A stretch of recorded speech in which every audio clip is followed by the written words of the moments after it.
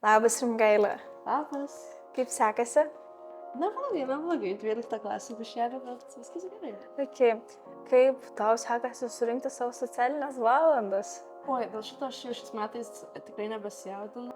Nes pas mus, aišku, praeitais metais buvo bomba, kad reikia 70 valandų per 2 metus surinkti. Bet aš pati žinau, kad esu aktyvi ir buvo tikrai programa, visas surinkau jau praeitais metais. Tai aišku, aš manau, kad visai atėjo žmonėms, kaip man, kad reikia visai gerai, ir šiais metais galiu atsipūtus tiesiog ruoštis egzaminams. Aišku, gal kitiem taip pasisekė, bet aš dabar ramia širdžia sėdžiu. Okay. Ar matai naudą iš socialinių valandų? Nes kartais labai daug jaunimo skundžiasi, kad kas šiandien nesąmonė ir panašiai. Tai ar matai kažkokį pliusą iš to? Aš, aišku, čia ta tokia diskusija, kuri labai dviejų pusių, manau, nes iš vienos pusės socialinės valandos, aišku, paskatina žmonės savanoriauti, įsilieti į bendruomeninę veiklą, kas, aš manau, tikrai yra didelis pliusas. Iš kitos pusės iškyla tas klausimas, jeigu žmonės įsilieja į savanorišką veiklą tam, kad gautų socialinių valandų, ar tikrai jie tai daro iš tų tokių paskatų, kurios turėtų būti savanorio, ar tikrai iš savo norų galima sakyti.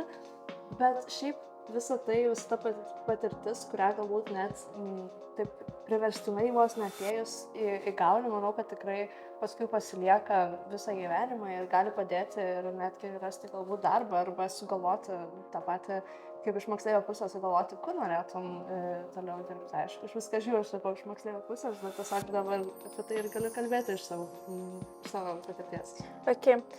Dabar savanoriauji, žinau, kad savanoriauji gan dažnai ir tai darai kasdieną organizacijose. Ar galėtum pasakyti, ką tau reiškia savanorystė? Savanorystė? Tai turbūt, kaip galima sakyti, veikla, nenoriu to įvardinti kaip darbas, tai labiau kaip veikla, veiklos užsiėmimai, kuriuos aš darau pasirinktinai, kuriuos aš ateinu ir pasirašau daryti savo norų. Ir taip, tai tiesiog veikla, kurią aš pasirinku daryti. Okay. Ar manai, kad tau savanorystė nukreipia į kažkokią karjeros pusę, kad savanorystės dėka tu žinai, gal ką nori studijuoti, žinai, gal į kurią kryptį nori eiti?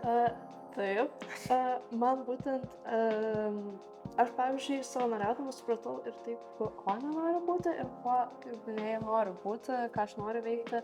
Aš atradau kaip ir sritį, kurioje, pavyzdžiui, jaučiuosi visai, tai man patinka tai daryti, ten, tarkim, su labiau tą tokią komunikacijos kryptį, tiesiog visą tai sudomino, pradėjau labiau domėtis ir įvairiom marketingo galimybėm ir tiesiog svarstyti galbūt, tai tiesiog siekti, aišku, paskui iš to jau išsirutuliuoja tolimesni planai ir svarstymai ir apsvarstymai, bet bent jau kažkokį kelią, kažką, kas mane domina, radau.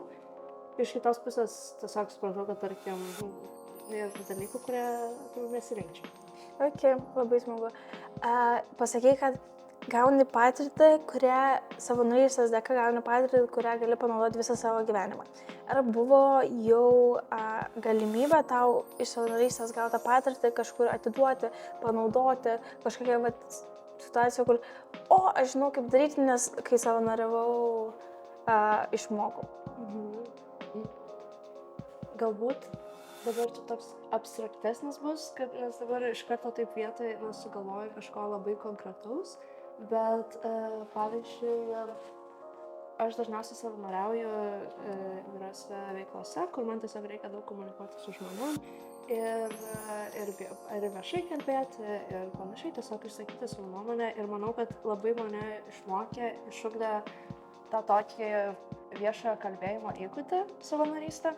Ir tiesiog padėjo sugalvoti žodžius ir panašiai, kaip ir minėjau, kad būtent komunikacijos sritis, tai irgi, ta prasme, ir raštu tos žodžius, taip kaip ir galima sakyti, tvarkingiau sudėlioti ir būtent tą kalbą savo gebėti išvarinti kabutėse. Tai manau, kad čia tas įgūdis, kurį aš tiesiog dažnai galiu panaudoti ir tiek kalbėdama, galbūt tiesiog su kažkokiu žmogumi, su kuriuo aš noriu panaudoti tvarkingesnę kalbą, arba tiesiog galbūt jeigu reikia kažką padaryti drąsesnio, irgi toksai, kad padeda ir netgi pasitikėjimo savimi, kai pasitikė savo įgūdžiais su to savo kalbėjimu, tarkim, kad gerai, aš vis tiek žinau, kad aš pasakysiu, galėsiu susikalbėti su žmonėmis ir taip prasme, kad tas netgi perinant į suaugusio gyvenimą, tiesiog įsileimas ir tos naujos patirtis, pas tą patį daktarą nueiti vėl, bet aš iš naujo tiesiog drąsiau jaučiuos. Labai gerai. Gerai, dabar labai trumpai, trys emocijos, kurios siejasi tau su savanorystė. Taip, gerai. Čia ir 3 emocijos.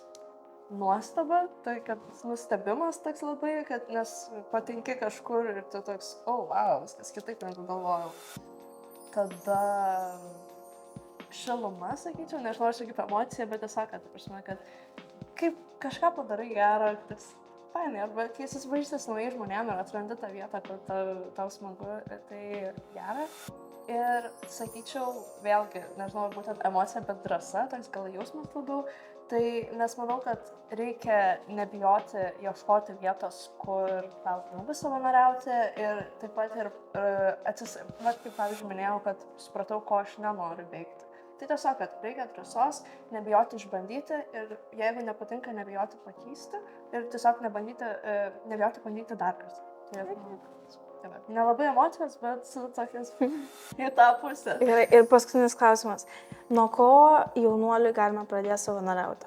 Ką reikia žinoti, nežinau, gal patarimai, ar nuo ko patartum pradėti? Taip, tai pradėti, kaip aišku, bet ką daryti, gali būti sudėtinga ir manau, kad dabar tų savanorystės galimybių aplinkui yra labai daug ir jeigu tu atsirandi tam rate, jeigu tu jau pradedi, tai aplinkui pamatai, kiek daug visi ieško tų savanorių. Aš manau, kad jeigu norisi pradėti, tai vis tiek, jeigu domina tam tikras sritis, tai būtent stebėti tą sritį, galbūt kažkokias organizacijas sekti su ta sritimi susijusios arba kurios tu žadi. Ir tuomet dažniausiai tiesiog pasidalyja, šiais laikais labai dažnai socialinėse medijose įvairiuose, tiesiog, kad ieško tų savanorių, ieško pagalbos. Galbūt, pavyzdžiui, jeigu esi jaunas žmogus ir domėjasi koncertais, tai būna, kad ieško koncertams savanorių ir panašiai. Tai va, arba dar tiesiog, kad būna ir Facebook'o grupės, tai nebijok pabandyti, nebijok prisijungti tas grupės ir tiesiog gali pamatyti tų pasiūlymų ir išbandyti. Tai tas, kad susikaupti ir pabandyti, vėlgi ta drąsa. Tai va. Good. Labai gerai. Ačiū tau, Rimgailė. Gražios dienos.